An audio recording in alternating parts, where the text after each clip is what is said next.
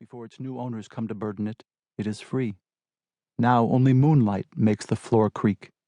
When, some mornings, I return to retrieve a few final oddments, andirons, picture frames, the space of the house greets me with virginal impudence. Opening the front door is like opening the door to the cat who comes in with the morning milk, who mews in passing on his way to the bed still warm with our night's sleep, his routine so tenuously attached to ours by a single mew and a shared roof. Nature is tougher than ecologists admit. Our house forgot us in a day. I feel guilty that we occupied it so thinly, that a trio of movers and a day's breezes could so completely clean us out.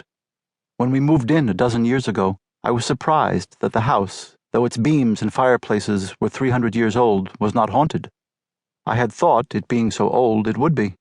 But an amateur witch my wife had known at college tapped the bedroom walls, sniffed the attic, and assured us, like my plumber, come to think of it, she had unnaturally distended eyes, that the place was clean.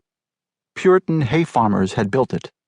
In the 19th century it may have served as a tavern. The pike to Newburyport ran right by. In the 1930s it had been a tenement, the rooms, now so exultantly large, then subdivided by plasterboard partitions that holes were poked through so the tenants could trade sugar and flour. Rural days, poor days. Chickens had been kept upstairs for a time.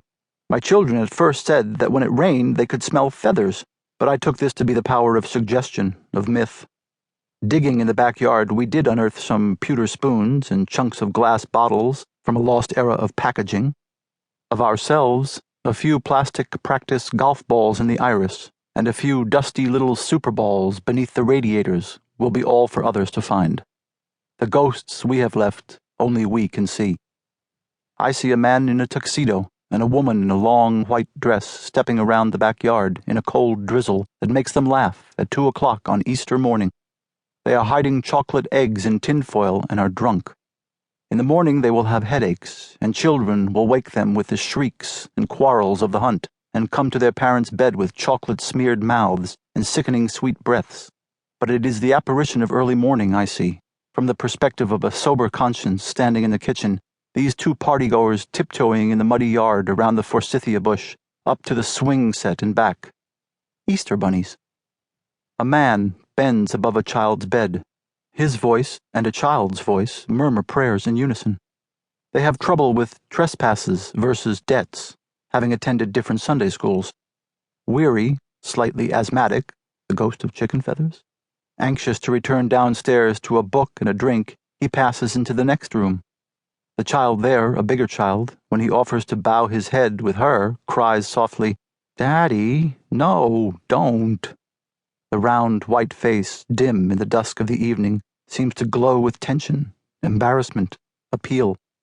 Embarrassed himself, too easily embarrassed, he gives her a kiss, backs off, closes her bedroom door, leaves her to the darkness. In the largest room, its walls now bare but for phantasmal rectangles where bookcases stood and pictures hung, people are talking, gesturing dramatically. The woman, the wife, throws something. It had been about to be an ashtray, but even in her fury, which makes her face rose red, she prudently switched to a book. She bursts into tears, perhaps at her Puritan inability to throw the ashtray, and runs into another room, not forgetting to hop over the little raised threshold where strangers to the house often trip. Children sneak quietly up and down the stairs, pale, guilty, blaming themselves, in the vaults of their innocent hearts, for this disruption. Even the dog curls her tail under, ashamed. The man sits slumped on a sofa that is no longer there. His ankles are together, his head is bowed, as if shackles restrict him. He is dramatizing his conception of himself as a prisoner.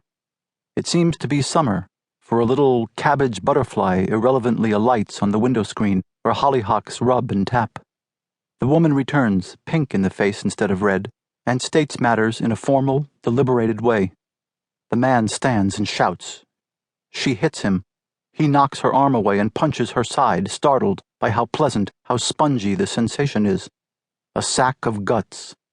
They flounce among the furniture, which gets in their way, releasing whiffs of dust. The children edge one step higher on the stairs. The dog, hunched as if being whipped, goes to the screen door and begs to be let out.